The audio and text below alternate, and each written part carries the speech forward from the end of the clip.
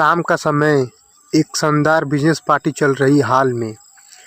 बड़े बड़े क्लाइंट्स, मेहमान और मित्तल परिवार के लोग मौजूद हैं। माहौल पूरी तरह फ्लेक्सिबल है, लेकिन अंदर ही अंदर तनाव भी है। प्रथम और नहर आमने सामने खड़े हैं। दोनों के बीच पहले से ही अनबन चल रही है।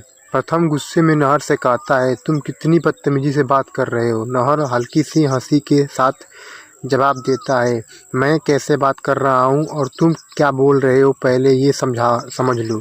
दोनों के बीच बहस बढ़ने वाली होती है कि तभी राध्या वहाँ आती है। उसके हाथ में मिठाई का ट्रे होती है। राध्या मुस्कुराते हुए कहती है, प्रथम सर, हमने टेस्टिंग के लिए मिठाई बनाई है, आप एक बार चख कर देख लीजिए। प्रथम माहौल को शांत करने के लिए मिठाई लेने वाला ही होता है कि तभी नहर बीच में वो बोल पड़ता है, यह किसकी मिठाई है? इतनी खराब मिठाई कौन बनाता है? इतना कहकर नहर गुस्से में ट्रे को अपने हाथ से जोर से मार देता है। मिठाई जमीन पर बिखर जाती है। पूरा हॉल एकदम शांत हो जाता है। यह देखकर प्रथम गुस्सा में फट पड़ता है। वह तुरंत नहर का कॉलर पकड़ लेता है और चिल्लाते हैं, तुम्हारी इतनी हिम्मत, अगर खाना नहीं था तो मना कर देते, ऐसे फेंकने की क्या जरूरत थी। नहर भी पीछे नहीं हटता है। वह भी गुस्से में प्रथम को जोर से एक थप्पड़ मार देता है। थप्पड़ की आवाज़ पूरे हॉल में गूंज जाती है।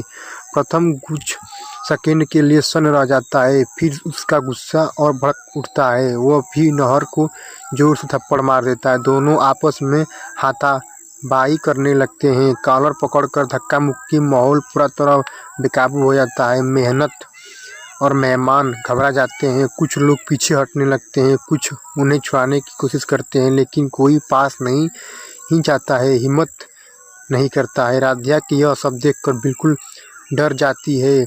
उसकी आंखों में आंसू आ जाते हैं। वह खुद को दोष देने लगती है कि उसकी वजह से यह सब कुछ हुआ है। तभी रूही दौड़कर आती है। वह नहर को छुड़ाने की कोशिश करती है और कहती है, नहर बस करो, यह क्या कर रहे हो तुम।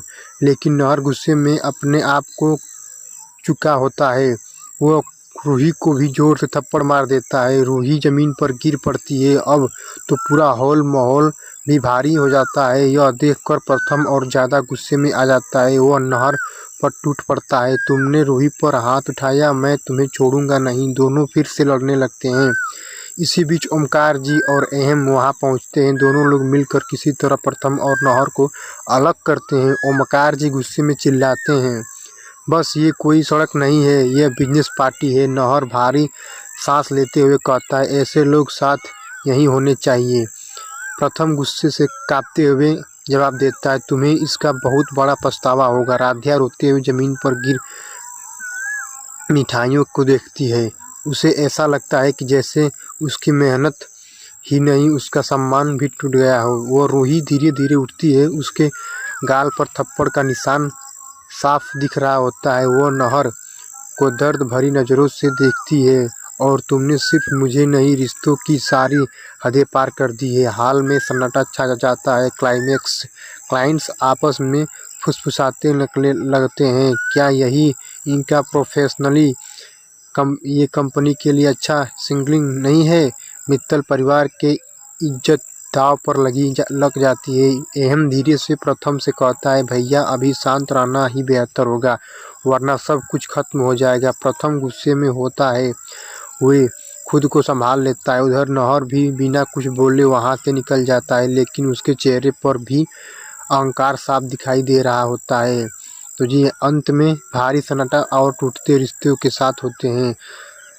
तो दोस्तों, क्या नहर अपने के लिए पछताएगा? क्या इस घटना से मित्तल परिवार का बिजनेस टूट जाएगा? और क्या रूही और राध्या इस अपमान को सह पाएंगी? तो दोस्तों, आप सबको मालूम है कि किस तरह निहारिका नहर को ऐसा वो झूठ बोल देती है कि तुम्हारे बिजनेस पार्टी में धोखाधड़ी हो रहा है। इसीलिए नहर ने गुस्से में आकर प्रथम को एक थप्पड़ मार देता है, और प्रथम भी नहर को एक थप्पड़ मार देता है। वह इसलिए मारता है कि तुम लोग हमारे बिजनेस पार्टी में आके धोखाधड़ी कर रहे हो। सभी लोग बिजनेस पार्टी में हंसी खुशी रहते हैं, लेकिन जैसे ही आराध्या मिठाई लेकर आती है और कहती है कि प्रथम सर आप टेस्ट करिए और नहर आप भी खाइए और बताइए कि मिठाई कैसा है। तभी नहर गुस्से में उस मिठाई को मार कर अपने हाथों से फेंक देता है और कहता है कि इतनी घटिया मिठाई मैं नहीं खाऊंगा। तभी दोनों लोग आपस में लड़ने लगते हैं और बिजनेस पार्टी में आए हुए लोग बिल्कुल डर जाते हैं कि ये दोनों क्यों लड़ रहे हैं। इससे मित्तल परिवार की इज्जत बहुत ही ख़राब हो जाती है, क्योंकि इसके लिए हमें बिजनेस पार्टी और बिजनेस में बहुत ही रुकावट देखने के लिए मिलती है। तो इसीलिए निहारिका मन ही मन कहती है कि मैं तो ऐसी आग लगा दूंगी कि दोनों को दोनों आपस में लड़ जाएंगे और बिखर जाएंगे और मित्तल परिवार भी टूट जाएगा। रूही जैसे ही जाती है छुड़ाने नहर को, तैसे ही नहर उसको थप्पड़ मार देता है। लेकिन एक सच्चाई ऐसी है कि किसी को नहीं मालूम चलता है। सच्चाई ये है कि नहर वो असली नहर नहीं रहता है, वो डुप्लिकेट नहर रहता है, क्योंकि नहर पहले ही मर चुका होता है। उसका डुप्लिकेट नहर रूही घर में लाकर और वो दिखाती है कि नहर जिंदा है, लेकिन नहर कोई और रहता है। नहर जिंदा नहीं रहता है, ये उसका डुप्लिकेट रहता है। तो नहर को यह समझ नहीं आता है कि कौन मेरा दोस्त है कौन नहीं, इसीलिए वो किसी से भी झगड़ा कर लेता है।